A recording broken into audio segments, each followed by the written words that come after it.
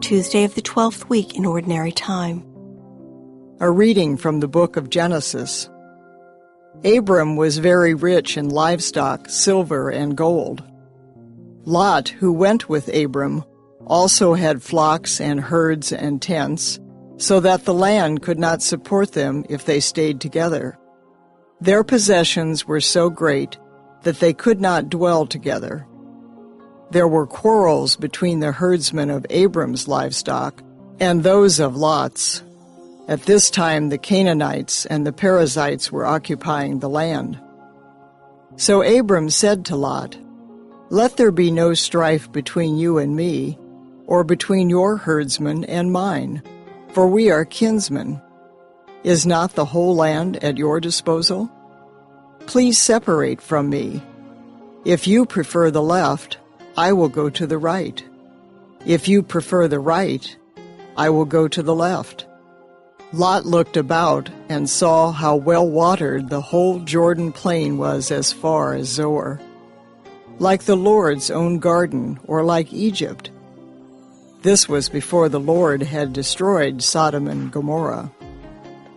Lot, therefore, chose for himself the whole Jordan plain and set out eastward. Thus they separated from each other. Abram stayed in the land of Canaan, while Lot settled among the cities of the plain, pitching his tents near Sodom. Now the inhabitants of Sodom were very wicked in the sins they committed against the Lord. After Lot had left, the Lord said to Abram, "Look about you, and from where you are, gaze to the north and south, east and west. All the land that you see I will give to you, and your descendants forever. I will make your descendants like the dust of the earth. If anyone could count the dust of the earth, your descendants too might be counted.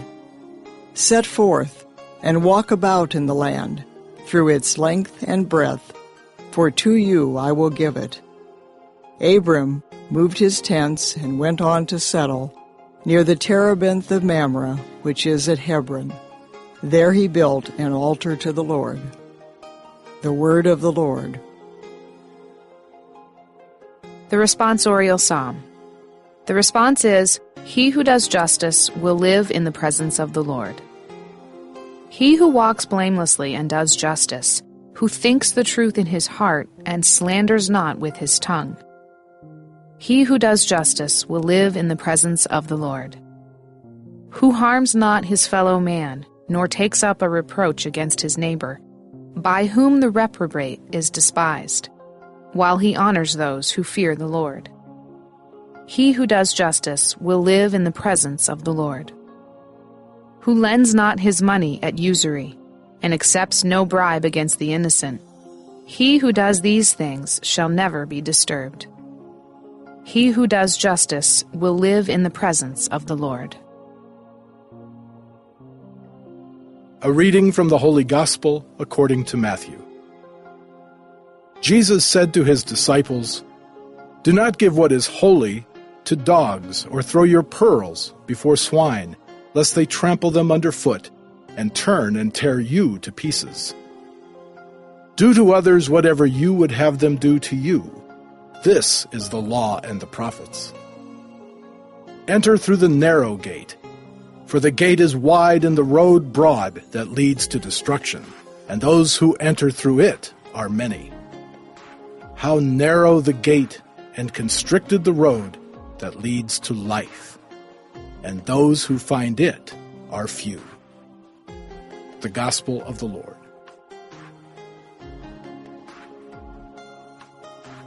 Tuesday of the 12th week in Ordinary Time. The first reading comes from Genesis 13:2 and 5-18.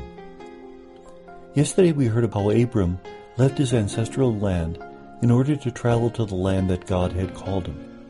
He takes with him Sarai, and he takes Lot his nephew. While Abram and Lot prosper greatly, their flocks grow very great, and there's a danger that there'll be a dispute between the shepherds and herdsmen of Abram and those of Lot. So it comes to a point where it's best to divide the land, that one go in one direction, the other go in another direction. Typically, it would be Abram who would make the decision where the flock should go. He's the patriarch. He's the leader of the family. But to show us the generosity of Abraham, he allows Lot to choose first. Well, Lot, being a little bit selfish, a little bit foolish, chooses that fertile land that's down in the plains, around Sodom and Gomorrah. And as soon as we hear the names of those cities, we know how it's going to end up. It's not going to be very pretty. Lot is a bit foolish. He makes the wrong choices. He doesn't come across very well in this story. Abram, on the other hand, proves himself very generous. And in fact, the Lord blesses his generosity by telling him that his descendants will be greater than the dust on the earth. They will not even be able to be counted. Abram has received the promise already of a great inheritance in terms of land. Now he receives the promise of a great number of children and grandchildren. Abram moves his tent to the terebinth of Mamre near Hebron, where he dwells. Remember, a terebinth is a great oak tree, and in a land where there are very few trees, a tree could be an indication of a geographic location. Because there's so few, when you say the great terebinth at Mamre, it might be the only tree for miles around. The Gospel is from Matthew 7:6 and 12-14. It's 3 wisdom sayings, the first of which, don't give what is holy to dogs, don't throw pearls before swine. In other words, there are sacred things that we should share with those who can accept it. But if they're not able to accept it, we shouldn't even present it to them, because we're just asking them to do something that they're not capable of doing. We have to recognize that not everybody has been given the gift of faith. Not everybody is ready to listen to the message. It takes wisdom to discern to whom we should preach and to whom we shouldn't share the gospel message. Likewise, we could apply this sacramentally. Say the Eucharist. Should we give the Eucharist to everyone who comes up? Or if they're not Catholic, should we tell them, no, this is something for those who share our belief that this is the body of Christ? Some people would say that everybody is called to the Eucharist, and that's true. But everybody is called to the Eucharist not because everybody wants to join in the party, but because everybody's called to faith. Do to others what you would have them do to you, the golden rule. Interestingly enough, this is a rule that's found in a lot of cultures. If you read the writings of the mystics of many different religions, you'll find this exact same rule. In fact, Hillel, one of the great interpreters of the law at the time of Jesus, was once asked by a Roman widow, can you say the entire Jewish law standing on one foot? In other words, in a very short manner. He stood on one foot and said, don't do to anyone what you don't want done to yourself. Now that's the negative version of the golden rule, but it's the same idea. And then the third saying, enter through the narrow gate. It's easy to do what we want. It's easy to mess up. It's more difficult to do what is right, to be a virtuous person.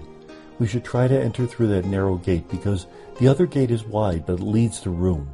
The narrow gate leads to the love that God is offering us. And may God bless us.